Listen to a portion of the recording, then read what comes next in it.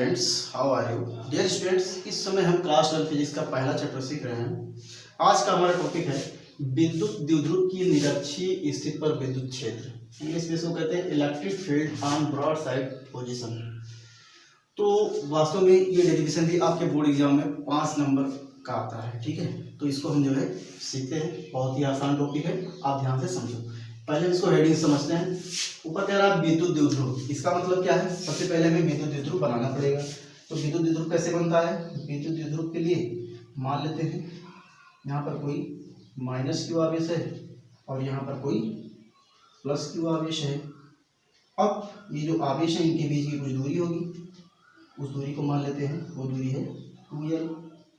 तो ये पूरी जो व्यवस्था बन गई यही आपकी विद्युत द्विध्रुव होती है। जब दो समान परिमाण के विपरीत आवेश एक दूसरे से अल्प दूरी पर, यानी कि 2l दूरी जो है ये अल्प दूरी है, और रखे जाते हैं तो उस व्यवस्था को विद्युत द्विध्रुव कहते हैं। तो विद्युत द्विध्रुव तो बन चुका है। इस विद्युत द्विध्रुव का केंद्र भी होगा कहीं, तो यहाँ मान लेते हैं विद्युत द्विध्रुव का केंद्र है।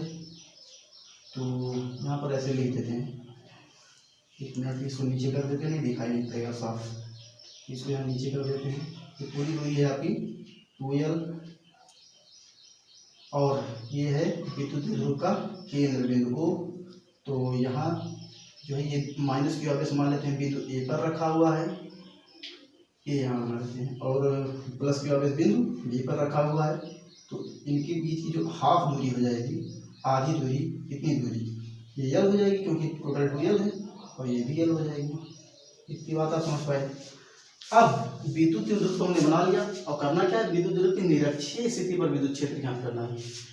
निरक्षीय स्थिति को विषुवतीय स्थिति भी कहते हैं, ठीक है। एनसीईआरटी में विषुवतीय स्थिति भी लिखता है, तो आप ध्यान रखना, कहीं विद्युत द्विध्रुव की निरक्षीय स्थिति पर विद्युत क्षेत्र या विद्युत द्विध्रुव की विषुवतीय स्थिति पर विद्युत क्षेत्र, तो एक ही बात है। और साथ में अगर कहीं विद्युत क्षेत्र की तीव्रता की गणना करो या विद्युत क्षेत्र की गणना करो, तो दोनों की एक ही बात है, ठीक है। विद्युत क्षेत्र कहे या विद्युत क्षेत्र की तीव्रता, आपको ये डेरिवेशन करना, यही होता है, ठीक है। अब हमने विद्युत द्विध्रुव तो बना लिया, अब हम क्या करेंगे? विद्युत द्विध्रुव की निरक्षीय स्थिति क्या होती है उसको देखेंगे। तो वास्तव में जो विद्युत द्विध्रुव आपका बनता है उसके मध्य बिंदु से लंबवत खींची गई रेखा, ऊपर खींच लो या नीचे, ये जो विद्युत द्विध्रुव के मध्य बिंदु ये है, वो इससे लंबवत कोई रेखा खींच दें। तो विद्युत द्विध्रुव के मध्य बिंदु से लंबवत खींची गई रेखा ही विद्युत द्विध्रुव की निरक्षीय स्थिति कहलाती है, ठीक है। इसके लंबवत ऊपर खींचे या नीचे, तो ये हमारी बन गई क्या? इसको बोलेंगे निरक्षीय स्थिति, आप समझ के रखना। अब समझो बात को, मान लेते हैं इस निरक्षीय स्थिति पर, ये निरक्षीय स्थिति बन गई, तो आवेश है, तो आवेश के कारण उसके चारों तरफ विद्युत क्षेत्र उत्पन्न होता है, ये हमने आपको बताया। तो माइनस क्यू आवेश भी अपने चारों तरफ विद्युत क्षेत्र उत्पन्न करेगा, और प्लस क्यू आवेश भी उत्पन्न करेगा विद्युत क्षेत्र। विद्युत क्षेत्र जहां तक होगा वहां तक विद्युत बल लगेगा, और विद्युत क्षेत्र की जो है तीव्रता होगी वहां पर। तो अब हम कहें इस निरक्षीय स्थिति के किसी बिंदु पर, मान लेते हैं यहाँ पर कोई बिंदु है हमारा P, इस बिंदु पर विद्युत क्षेत्र कितना लग रहा है उसकी गणना हमको करनी है। तो अगर इस बिंदु P को पर हम मान लेते हैं इस कोई प्लस Q0 परीक्षण आवेश है, परीक्षण आवेश को सदैव धनात्मक लेते हैं, मान लेते हैं ये बिंदु P पर रखा हुआ है, तो इस पर कितना विद्युत क्षेत्र आ रहा है उसको हम निकालेंगे। तो इसको निकालने के लिए सबसे पहले हम क्या करते हैं? P बिंदु को B से मिला देते हैं। तो P बिंदु को अगर हम B से ऐसे मिला दें, और P बिंदु को A से भी मिला देते हैं, ऐसे हम A से भी मिला देते हैं, ये हमारा A है। तो ये कुछ इस प्रकार, फिगर थोड़ा छोटा बन रहा है, एक मिनट थोड़ा सही कर देते हैं इसको जो है यहाँ पर ये मान लेते हैं, यहाँ पर A बिंदु है हमारा, A बिंदु है, ठीक। तो P बिंदु को हमने A से भी मिला दिया, B से भी मिला दिया। अब समझो बात को, ये जो कोण होगा ये लंबवत है तो 90 कोण हो गया, मान लिया ये कोण जो है थीटा है, तो ये कोण भी जो है थीटा होगा, ये दोनों हमने थीटा कोण मान लिया है, ठीक है। अब समझो बात को, हम कह रहे हैं माइनस क्यू आवेश जो है ये क्या करेगा? इस प्लस क्यू आवेश पर जो बल लगाएगा उसकी दिशा क्या होगी? माइनस और प्लस के बीच आकर्षण बल होता है। तो बिंदु ए पर रखा हुआ माइनस क्यू आवेश बिंदु पी पर रखे प्लस Q0 आवेश पर आकर्षण बल लगाएगा, तो उसकी दिशा नीचे की ओर होगी, तो इस दिशा में बल आएगा। तो ए बिंदु द्वारा लगाया गया बल होगा तो उसको Fa नाम लेंगे। लेकिन हमें बल तो निकालना नहीं, हमें तो विद्युत क्षेत्र निकालना है। तो विद्युत क्षेत्र की दिशा वही होती है जो विद्युत बल की होती है। तो माइनस क्यू आवेश द्वारा बिंदु P पर जो विद्युत क्षेत्र लगेगा उसकी भी दिशा इधर हो जाएगी। तो विद्युत क्षेत्र यहाँ पर F की जगह पर हम क्या लिखेंगे, EA, यानी कि माइनस क्यू आवेश द्वारा बिंदु P पर लगाया गया विद्युत क्षेत्र इधर होगा, नीचे की तरफ। क्यों होगा? क्योंकि दोनों विपरीत आवेश है तो आकर्षण बताएगा। अब समझो बात को, बिंदु B पर रखा प्लस क्यू आवेश, ये बिंदु B पर कौन सा आवेश है, प्लस क्यू आवेश। ये आवेश बिंदु P पर रखिए प्लस क्यू जीरो आवेश पर क्या करेगा, प्रतिकर्षण बनाएगा, क्योंकि दोनों समान आवेश है, समान आवेशों के बीच प्रतिकर्षण बनाएगा। तो इस पर जो बल आएगी उस बल की दिशा इधर हो जाएगी, और बल की दिशा में ही विद्युत क्षेत्र होगा। तो यहाँ पर B बिंदु द्वारा उत्पन्न विद्युत क्षेत्र को हम क्या मानेंगे, EB मान लेंगे। ठीक है, बिंदु B द्वारा बिंदु P पर लगाया गया विद्युत क्षेत्र EB है। ठीक है, क्यों? क्योंकि प्लस प्लस था तो प्रतिकर्षण बनाया, और बल की दिशा में विद्युत क्षेत्र की दिशा को लेते हैं।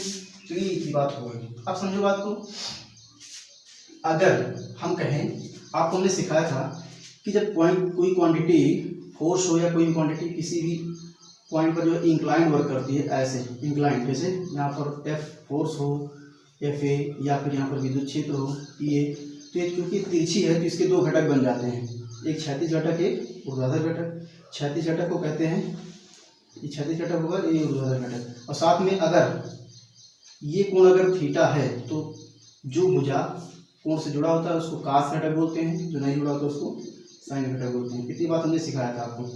EA विद्युत क्षेत्र का है तो ये EA कास थीटा होगा, EA का ही तो घटक है, यानी इस EA विद्युत क्षेत्र के दो असर हो गए। इसका असर जो है दो भागों में बट गया है, एक इधर क्षैतिज में, एक हॉरिजॉन्टल में, सॉरी एक हॉरिजॉन्टल में और एक वर्टिकल में। ठीक है, EA कास थीटा और ये हो जाएगा EA साइन थीटा। तो इतनी बात हमने आपको सिखाया था। तो उसी के अकॉर्डिंग यहाँ पर आप देखो तो बिंदु P पर जो EB विद्युत क्षेत्र लग रहा है वो भी तो इंक्लाइंड है, और बिंदु P पर जो EA विद्युत क्षेत्र लग रहा है वो भी इंक्लाइंड है। तो ये दो ही विद्युत क्षेत्र लग रहे हैं दो आवेशों के द्वारा, लेकिन इसके जो है इंक्लाइंड है तो घटक बनेंगे, कास और साइन के घटक बन जाएंगे, तो दो के चार पार्ट बन जाएंगे। ठीक है, और उन्हीं को हमें कैलकुलेट करके विद्युत क्षेत्र निकाल देना है। तो करते हैं इसको, अब आगे समझते हैं कंटिन्यू। तो अगर EB का हम कहें, EB जो इंक्लाइंड है इसका जो क्षैतिज घटक इस दिशा में आ जाएगा और वर्टिकल घटक इधर जाएगा। ये हॉरिजॉन्टल हो गया, वर्टिकल हो गया। क्षैतिज घटक, अब समझो बात को, अगर ये कोण थीटा है तो ये कोण भी थीटा होगा। क्यों थीटा होगा? क्योंकि देखो दो समांतर रेखाएं उनको तिरछी रेखा काट रही है, तो ये क्या बन रहे हैं, ये बन जाएंगे आपके संगत कोण। ठीक है, देखो ऐसे थीटा संगत कोण बन रहे हैं, तो ये थीटा तो ये थीटा, ये दोनों एंगल आपस में बराबर हो जाएंगे। अब समझो बात को, अगर हम कहें तो अगर ये EB का जो घटक कोण से जुड़ा है वो हो जाएगा कास थीटा वाला, तो ये हो जाएगा EB,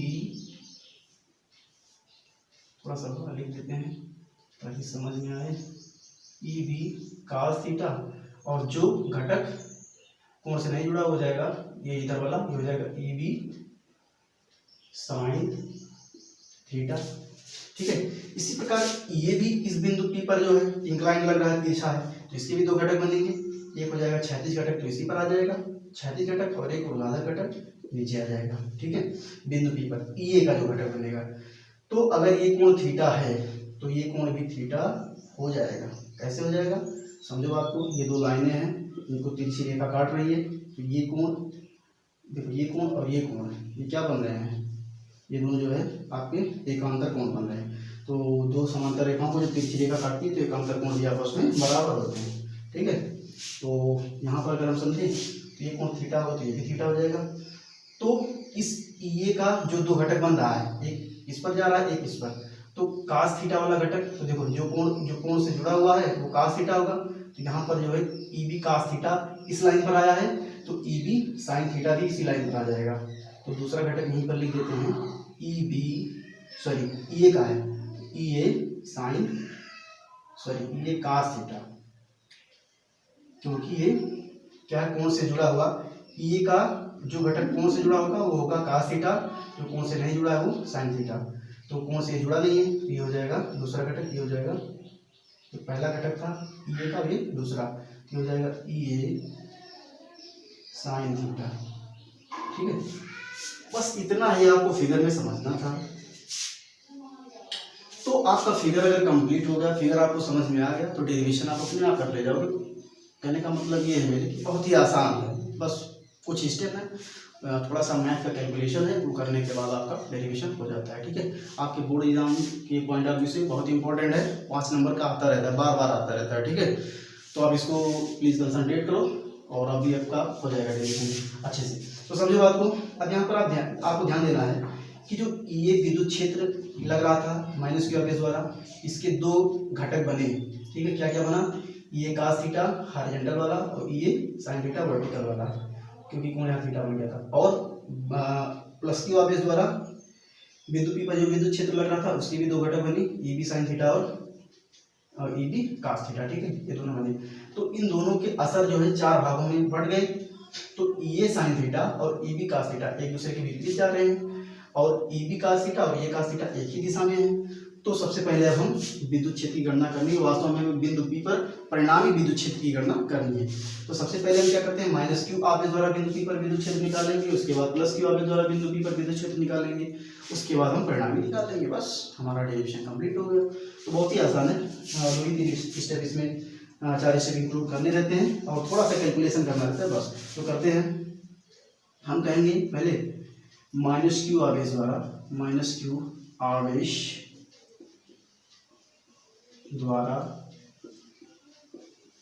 बिंदु पी पर उत्पन्न विद्युत क्षेत्र, तो यहाँ नहीं पाएगा, इधर कर देते हैं। ठीक है, उत्पन्न विद्युत, चलो करते हैं विद्युत क्षेत्र। आप समझो बात को, किसी आवेश के कारण किसी बिंदु पर उत्पन्न विद्युत क्षेत्र का हमने फार्मूला, आपको जनरल फार्मूला बता दिया है, बार बार बताने की जरूरत नहीं। E बराबर 1/4 पाई एप्सिलॉन 0 होता है, एप्सिलॉन 0 Q अपान में इंटू Q अपान में R स्क्वायर, ये फार्मूला होता है विद्युत क्षेत्र का। इसी के अकॉर्डिंग यहाँ पर लगाएंगे, इस फार्मूले को अप्लाई करेंगे। तो कहेंगे विद्युत क्षेत्र तो माइनस क्यू आवेश द्वारा निकालना है, तो उस विद्युत क्षेत्र का नाम दे देते हैं पी ए। क्यों, क्योंकि माइनस क्यू बिंदु ए पर है, तो माइनस क्यू आवेश द्वारा उत्पन्न विद्युत क्षेत्र को पी ए बोल देते हैं। पी ए बराबर 1/4 पाई एप्सिलॉन 0, साथ में क्यू आवेश लेंगे तो आवेश क्यू ही है, माइनस चिन्ह नहीं लेते हैं क्योंकि माइनस प्लस केवल ये बताता है कि आवेश जो है विपरीत है, परिमाण को हम लेते हैं यहाँ तक। आप समझो, यहाँ पर क्यू अपान में आर स्क्वायर क्या होता है, दोनों आवेशों के बीच की दूरी। तो दोनों आवेश के बीच की दूरी कितनी है, ए पी माइनस क्यू, और बिंदु पी पर रखे परीक्षण आवेश के बीच की दूरी रहती है, तो ए पी हो जाएगा। और साथ में फार्मूले में स्क्वायर लगा होता है तो स्क्वायर लगा देंगे। ठीक है, इतनी बात समझ में आ गई। अब आगे कंटिन्यूशन करते हैं, समझो बात को आप। और हाँ, ये चीज हम बिंदु O और P के बीच की दूरी को हम R मान लेते हैं। ये दूरी हमने नहीं माना था तो इसको मान लेते हैं। यहाँ तक की दूरी जो है विद्युत द्विध्रुव के केंद्र से जिस बिंदु पर हमें विद्युत क्षेत्र की तीव्रता की गणना करनी है उसके बीच की दूरी R है। तो समझो बात को। अब इतनी बात हो गई, तो यहाँ से अगर हम कहें AP का मान कितना होगा, तो देखो AP, तो अगर आप ध्यान से देखो तो AOP एक समकोण त्रिभुज बन रहा है। तो कहेंगे स्टेप आगे कंटिन्यू यहाँ से करते हैं, कहेंगे समकोण त्रिभुज AOP में, समकोण त्रिभुज अगर AOP में हम कहें तो देखो ये कर्ण हो जाएगा, सबसे बड़ी हो जाएगा लंब, ये आधार। तो कर्ण स्क्वायर पाइथागोरस प्रमेय से आप जानते हो, कर्ण स्क्वायर बराबर लंब स्क्वायर प्लस आधार स्क्वायर होता है। तो कर्ण कितना है, AP स्क्वायर, हमें AP का मान निकालना है। तो AP स्क्वायर बराबर कर्ण स्क्वायर बराबर लंब स्क्वायर, तो लंब कितना है आपका, डायरेक्ट लिख देते हैं, लंब आपका R है। ठीक है, R स्क्वायर प्लस आधार कितना है, आधार देखो यल है, पूरी तो यल थी, ये यल हो गई। ठीक, आधार, तो R स्क्वायर प्लस यल स्क्वायर, तो ये हो गया AP स्क्वायर का मान। इसको इक्वेशन नंबर फर्स्ट मान लेते हैं। तो लिखेंगे समीकरण 1 में AP स्क्वायर का मान रखने पर, तो रख लेते हैं मान, तो मान रखेंगे तो हमें मिल जाएगा EA का मान कितना मिल जाएगा, सॉरी EA बराबर मिल जाएगा 1/4 पाई एप्सिलॉन 0 Q अपान में R स्क्वायर प्लस यल स्क्वायर। इसको इक्वेशन नंबर 2 मान लेते हैं। इक्वेशन नंबर ये क्या है, 2 है। ठीक, इतनी बात आप समझ पाए। अब माइनस क्यू आवेश द्वारा हमने बिंदु पी पर विद्युत क्षेत्र निकाल लिया, अब प्लस क्यू आवेश द्वारा बिंदु पी पर विद्युत क्षेत्र निकालेंगे। निकाल लेते हैं प्लस क्यू, इसको ऐसे अंडरलाइन कर देते हैं, प्लस क्यू आवेश द्वारा बिंदु पी पर उत्पन्न विद्युत क्षेत्र। तो प्लस क्यू आवेश द्वारा जो बिंदु पी पर उत्पन्न विद्युत क्षेत्र है, प्लस क्यू चूंकि बी बिंदु पर है तो इसको नाम दे देते हैं ई बी। तो ई बी का मान कितना हो जाएगा, वही दो आवेशों के बीच किसी आवेश के कारण किसी बिंदु पर उत्पन्न विद्युत क्षेत्र का जो फार्मूला होता है वही लगाएंगे, दो फार्मूला ई बी बराबर 1/4 पाई एप्सिलॉन 0, साथ में आवेश कितना है, क्यू ही है, क्यू के कारण लगाना तो क्यू कहेंगे बटे इनकी सॉरी अपान में इनकी बीच दूरी, तो दूरी कितनी है बी पी, तो कहेंगे बी पी स्क्वायर लगाते हैं, स्क्वायर लगाते हैं। क्वेश्चन नंबर 3 मान लो इसको, बहुत ही आसान है, बस आपको कैलकुलेशन की ओर समझना है। अब अगर हम कहेंगे बी पी स्क्वायर का मान, तो देखो ये समकोण त्रिभुज ये भी बन रहा है ओ पी बी, तो इसमें अगर हम कहेंगे तो देखो आप ध्यान से देखो, मैं लिख देता हूँ ओ पी बी, ये समकोण त्रिभुज बन रहा है ना, तो समकोण त्रिभुज ओ पी बी में पी बी क्या है, कर्ण तो है, तो कर्ण स्क्वायर बराबर लंब स्क्वायर प्लस आधार स्क्वायर होगा, तो पी बी स्क्वायर बराबर आपका आ जाएगा R square plus L square, यहाँ दिया जाएगा। तो अगर हम कहें तो आप इतना समझ लेना, मैं कर देता हूँ। अगर हम कहें समकोण त्रिभुज ओ पी बी से, ओ पी बी से अगर हम कहें बी पी स्क्वायर का मान, तो बी पी स्क्वायर का मान जो आएगा वो जाएगा कर्ण स्क्वायर बराबर कर्ण स्क्वायर लंब स्क्वायर प्लस आधा स्क्वायर, यानी कि आर स्क्वायर और प्लस एल स्क्वायर, ये माना जाएगा। इसको भी समीकरण नंबर 3 में पुट कर देते हैं। तो अब स्टेप आगे इधर कर देते हैं, तो नंबर में डाल देते हैं, ठीक है। इधर वाला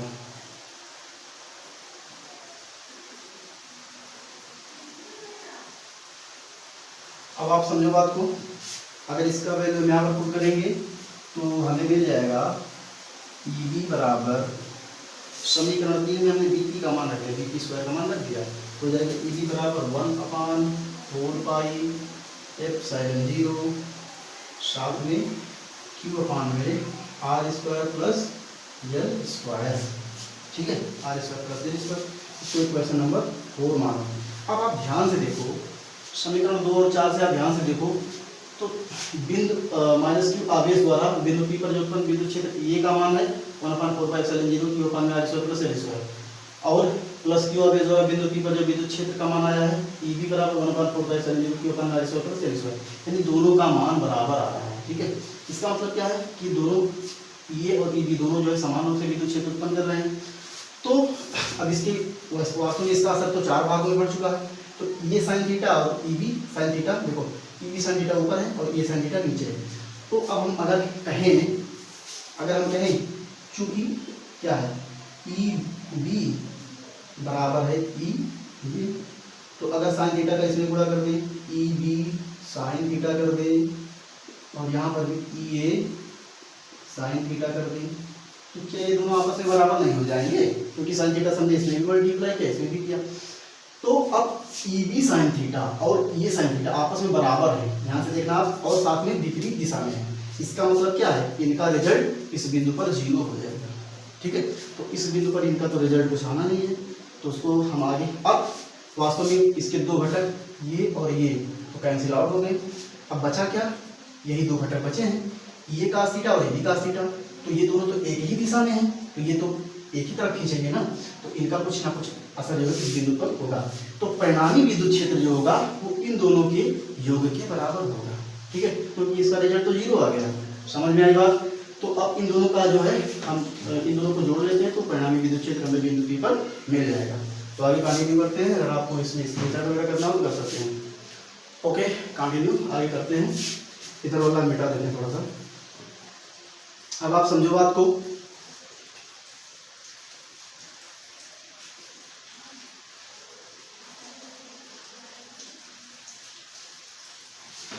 अब आप देखो ये दोनों तो आपस में बराबर होंगे, तो लिख देंगे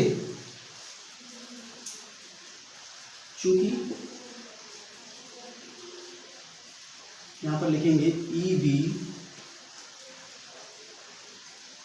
ई बी साइन थीटा और ई बी साइन थीटा और ई ए साइन थीटा आपस में बराबर हैं अतः इनका असल या लिख सकते हैं रिजल्ट परिणामी बिंदु P पर कोई अक्षर नहीं डालेगा, ठीक है, नहीं डालेगा, इतना लिख लो, ठीक है। उसके बाद हम कहेंगे बिंदु P पर परिणामी विद्युत क्षेत्र क्या होगा, तो लिखेंगे अतः जो है बिंदु P पर जो परिणामी विद्युत क्षेत्र होगा वो दोनों के कास घटक के योग के बराबर होगा। तो हम डायरेक्ट कर देते हैं, लिखेंगे बिंदु P पर, इसलिए लगा लेते हैं बिंदु P पर परिणामी विद्युत क्षेत्र का जो मान होगा उसको मान लेते हैं ई है, तो ई बराबर हो जाएगा दोनों का कास घटक जोड़ देंगे, क्योंकि साइन घटक तो कैंसिल आउट हो गई, तो हो जाएगा कास घटक, यानी कि कास घटक क्या है, ई ये कास थीटा, थोड़ा सा इधर लिखते हैं, अच्छा निकलता इधर लिखते हैं, ई बराबर E A cos theta plus E B, ये कास थीटा और ई बी कास थीटा, ठीक है। अब इन्हीं का वैल्यू निकालना है तो हमें रिजल्टेंट मिल जाएगा, ठीक है, परिणामी। तो अब करते हैं, समझो बात को, तो ये हो जाएगा ई ए का मान हमें कितना मिला था, ई ए का मान हमें अभी हमने मिटा दिया था कि ई ए और ई बी का दोनों का मान बराबर आया था, आपने देखा था, ठीक है, 1/4πε0 क्यू पान में R square plus L square आएगा। तो ई ए का मान भी कितना ही आया था, तभी तो दोनों कैंसिल आउट हुए हैं, तो ई ए का मान भी हो जाएगा आपका 1/4πε0 और क्यू अपान में R square plus L square, साथ में कास थीटा भी है, प्लस ई बी का मान भी उतना ही है 1/4πε0 और क्यू अपान में R square plus L square, साथ में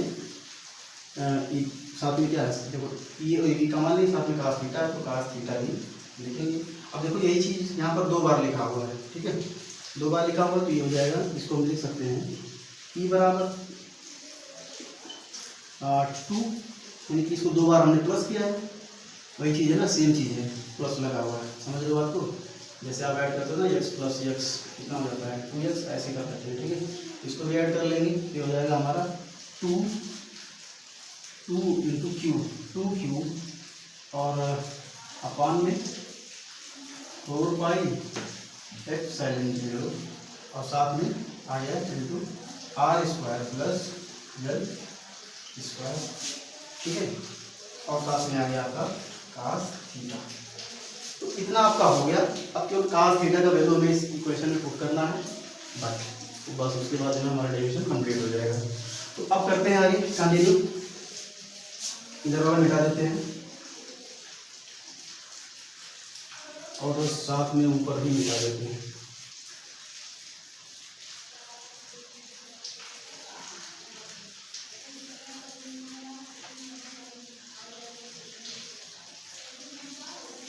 अब आप देखो, अब अगर हम कहें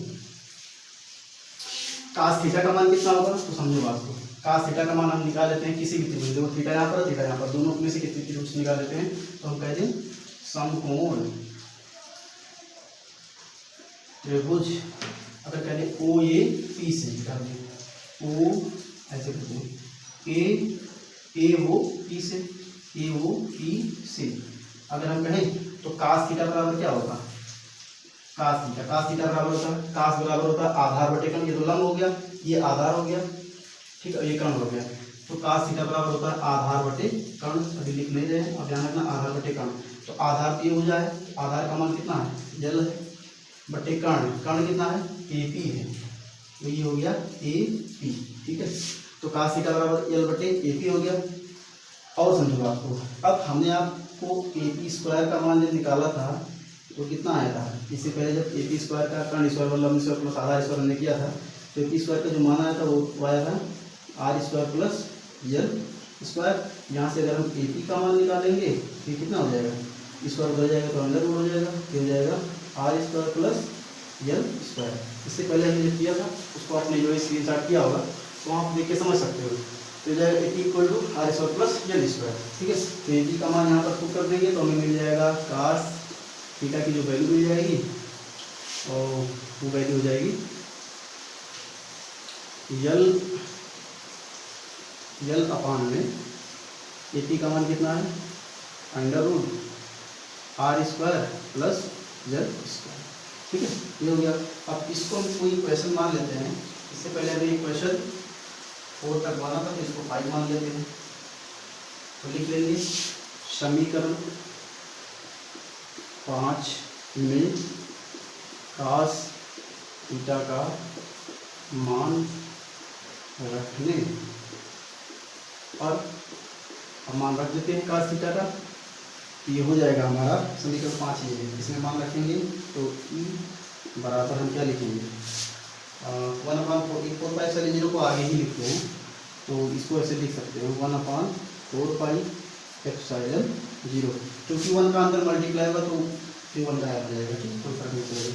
तो ये हो जाएगा इंटू ऊपर क्या है 2q अपान में अगर हम कहें तो R square plus L square है ये वाला देख, और cos थीटा का मान रखेंगे फिर तो cos थीटा का मान हो जाएगा एल अपान में under root R square plus L square. इतनी बात हो गई, हम नीचे वाला मिटा देते हैं, इसकी जरूरत नहीं है। अब आप समझो यहाँ पर अंडर रूट का क्या मतलब है, अंडर रूट जहाँ पर होता है वहाँ पर 1/2 पावर ले सकते हैं, ठीक है, आप 1/2 कर सकते हैं, इसको कर देते हैं और ये यहाँ पर ऊपर हो जाएगा ई बराबर। अब इसी को कैलकुलेट करना है, बस हमारा आंसर आ जाएगा। तो देखो ई बराबर हो जाएगा 1/4 पाई एप्सिलॉन 0 साथ में हो गया 2ql और नीचे क्या हो जाएगा R square plus L square है तो इसको ब्रैकेट में कर लेते हैं और साथ में इसको लिख सकते हैं R square plus L square के अंडर रूट को हटा के 1/2 पावर ले देते हैं और यहाँ पर कोई पावर नहीं तो 1 पावर तो लिखा ही जा सकता है। अब दोनों आप देखो R square plus L square R square plus L square आधार समान है तो घात आपस में हम जोड़ सकते हैं और साथ में 2ql क्या है विद्युत द्विध्रुव का हमने आपको बताया था ई बराबर क्या होता है 2ql, तो 2ql की जगह पर हम ई लिख लेंगे तो हमें क्या मिल जाएगा, हमें मिल जाएगा ई बराबर 1/4 पाई एप्सिलॉन 0 और यहाँ से 2ql की जगह पर हम पी लिख लेंगे अपान में ये देखो दोनों का आधार समान घात आपस में जोड़ देंगे तो 1 घात 1/2 आ तो 1 प्लस 1/2 कितना आ जाएगा 3/2, ठीक।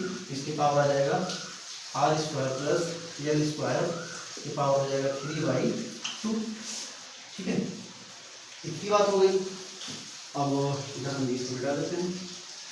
अब समझो बात को, बस आपका स्टेप कंप्लीट हो चुका है। बस थोड़ा सा आपको ये समझना है लास्ट स्टेप में कि हमने आपको बताया था जो आर है जो आपका विद्युत द्विध्रुव बनता है उसके केंद्र से जिस बिंदु पर विद्युत क्षेत्र हमें ज्ञात करना होता है उसके बीच ये दूरी है आर।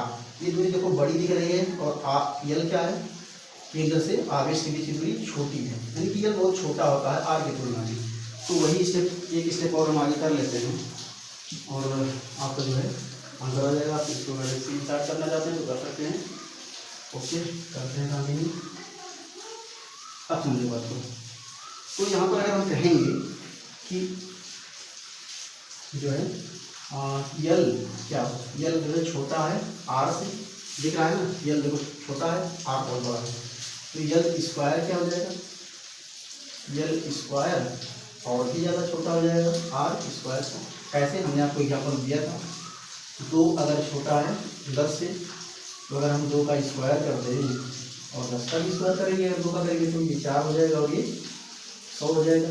तो अभी तो इनकी पहले तो इनके बीच का अंतर कितना था 8 ही था, अब यहाँ पर अंतर कितना हो गया बहुत ज़्यादा हो गया 96 हो गया। तो स्क्वायर करने पर वो और भी छोटी दिखेगी, इसकी तुलना में और भी कम हो जाएगी, तो और भी कम हो जाएगी तो 100 की तुलना में 4 को नगण्य मान सकते हैं। इसलिए इसको जो है छोड़ देते हैं। तो अगर इसको हम छोड़ दें तो हो जाएगा हमारा, इस स्टेप को आगे कंटिन्यू इधर कर देते हैं, इसको मिटा करके।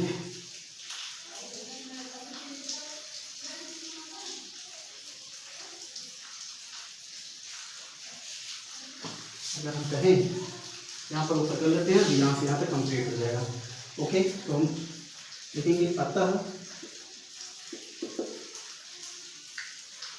आर स्क्वायर की तुलना में एल स्क्वायर को नगण्य मान लेते हैं, नगण्य लिखा हुआ, नगण्य मान लेते हैं। ठीक है, तो एल स्क्वायर को हम छोड़ देते हैं फिर, क्योंकि एल स्क्वायर आर की तुलना में एल बहुत छोटा है। इसको अगर यहाँ से हम छोड़ देंगे तो हमें मिल जाएगा ई बराबर 1/4 पाई एप्सिलॉन 0 पी अपान में आर स्क्वायर, ये तो 0 हो गया, इसको हमने छोड़ दिया, तो पावर 3/2 है, उसको लगा देते हैं 3/2, स्क्वायर से स्क्वायर कैंसिल आउट हो जाएगा, फिर मिल जाएगा ई बराबर 1/4 पाई एप्सिलॉन 0 पी अपान में आर क्यूब।